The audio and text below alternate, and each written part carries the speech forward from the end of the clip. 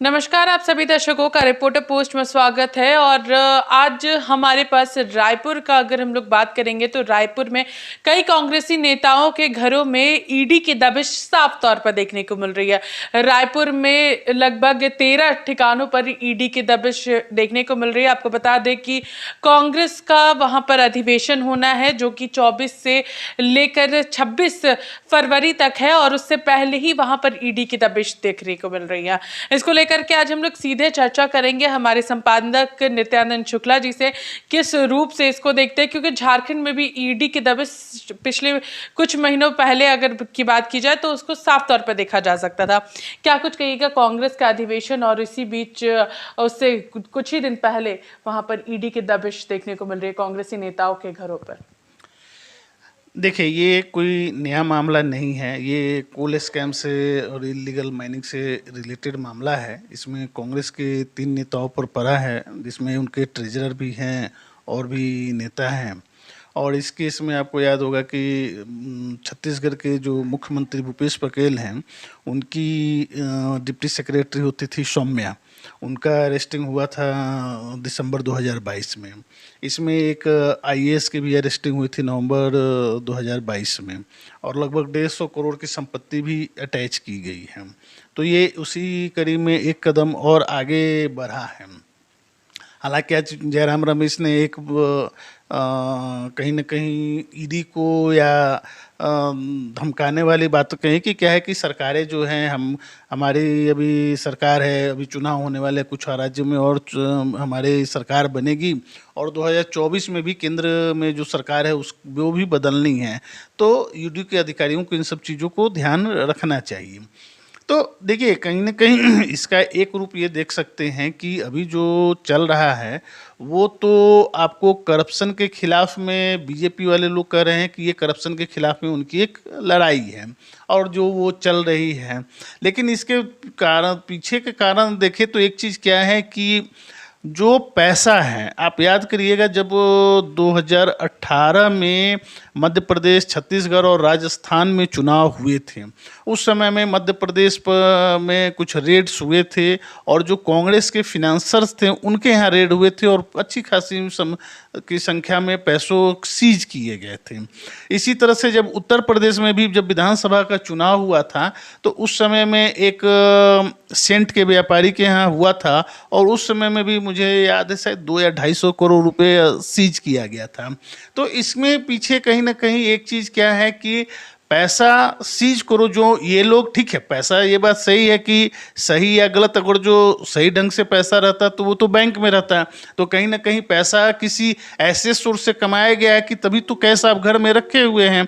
लेकिन क्या है कि चुनाव में ये सबको पता है कि कोई भी पार्टियां हो वो बैंक के पैसे से चुनाव नहीं लड़ती हैं। वो जो कैश उनके पास होता है उस कैश से चुनाव लड़ा जाता है। तो कैश का एक बहुत बड़ा रोल होता है चुनाव लड़ने में।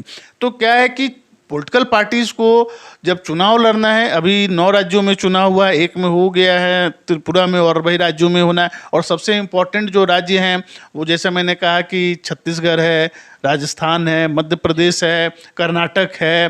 तो ये सब जो बड़े बड़े राज्य हैं, तो कहीं ना कहीं पैसे की बहुत ज़रूरत होती है पॉलिटिकल पार्टीज़ को। और ये जो अभी देखें, आपको हो सकता है आने वाले समय में इनकम टैक्स और ईडी के और रेड्स मिलेंगे।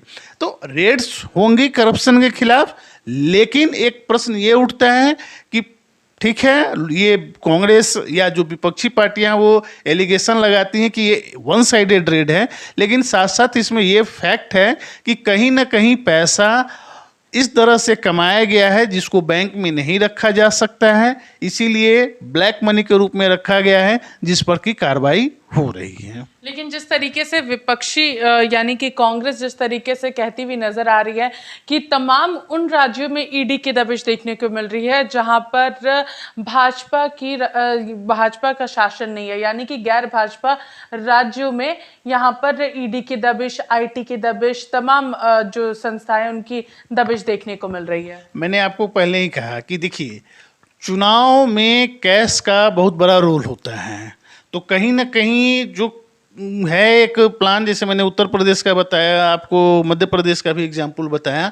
तो इसमें एक होता है कि ईडी और आईटी एक्टिव होती हैं कि ठीक है भाई, जो कैश का फ्लो है उसे कहीं ना कहीं रोका जाए, ताकि चुनाव में बिना कैश के, बिना पैसे का आप चुनाव नहीं लड़ सकते हैं। जैसे बिना पैसे का आप खाना नहीं खा सकते हैं, उसी तरह से बिना पैसे का चुनाव नहीं लड़ सकते हैं। और चुनाव में कैश की बहुत बड़ी अहम भूमिका होती है, इसे कोई भी पार्टी नकार नहीं सकती है। तो ये एक बात है, लेकिन साथ साथ में एक बात ये भी है कि अपोजिशन का कैश -0 कर दिया जाए, ये एक मूव हो सकती है। लेकिन एक प्रश्न तो उठता है कि वो कैश आया कहाँ से।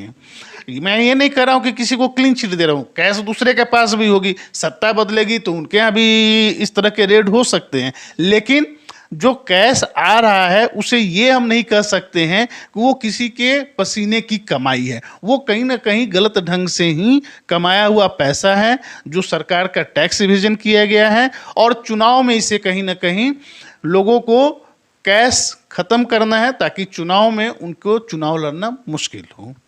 अगर हम बात करें बिहार की, तो बिहार में पार्किंग को लेकर के 50 राउंड फायरिंग जो है वो हुई, जिसके बाद वहां पर 2 लोगों की मौत हुई थी। इसको लेकर के भी हम चर्चा करेंगे। और घर समेत जो बैंकेट हॉल है उसे भी वहां पर जलाने का काम जो है वो वहां पर किया गया है। पार्किंग को लेकर के 50 राउंड फायरिंग बिहार में, पटना में देखने को मिली है। देखिए, बिहार में इस तरह की लड़ाई कोई नई बात नहीं है, लेकिन बिहार में क्या होता है कि ईगो की लड़ाई होती है और छोटी छोटी बातों पर होती हैं, इश्यूज होती हैं।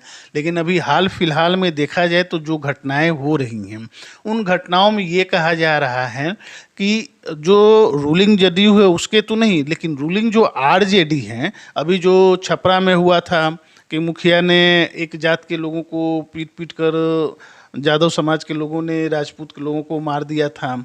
उसके बाद अभी जो यहाँ पर घटना हुई है, तो कहीं ना कहीं इसका कनेक्शन देखने से ये मिल रहा है कि कहीं ना कहीं आरजेडी से जुड़ा हुआ है।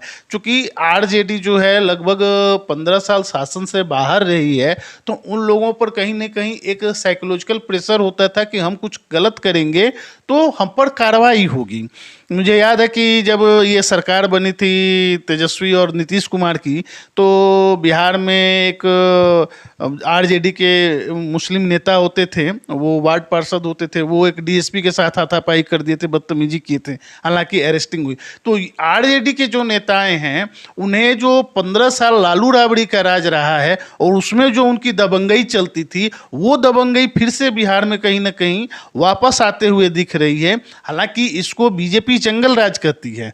तो नीतीश कुमार या नीतीश कुमार के पार्टी से यहाँ इशू नहीं है। नीतीश कुमार अभी बड़े विचित्र स्थिति में फंसे हुए हैं।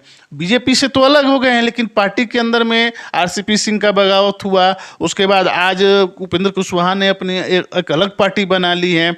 तो नीतीश कुमार कहीं ना कहीं अपने बैकफुट पर हैं और बिहार के गवर्नेंस पर वो तेजस्वी या आरजेडी के गुंडे एलिमेंट्स पर उस तरह से लगाम लगाने में सक्षम नहीं दिख रहे हैं, कि चूंकि उनको सरकार चलानी है। तो कहीं ना कहीं कंप्रोमाइज उनको 2024 दिख रहा है।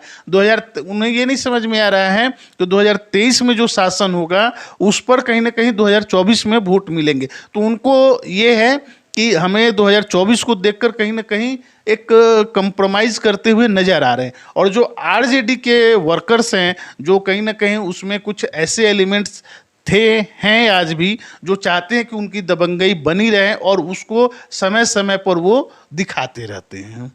तो हम लोगों ने आज 2 मुद्दों पर बात की, एक रायपुर में चल रही ईडी की दबिश और दूसरी ओर बिहार के पटना में जिस तरीके से 50 राउंड फायरिंग हुई है, पार्किंग को लेकर के। दोनों ही मुद्दों पर हमने चर्चा की। आगे भी हम आपको इस तरीके के तमाम मुद्दों से रूबरू कराएंगे और चर्चा करेंगे कि आखिर क्या कुछ इसमें निकल कर सामने आ रहा है, चाहे वो राजनीतिक रूप से हो और चाहे 2024 के चुनाव को लेकर के हो। तब तक के लिए बने रही रिपोर्टर पोस्ट के साथ। मैं पूजा, नमस्कार।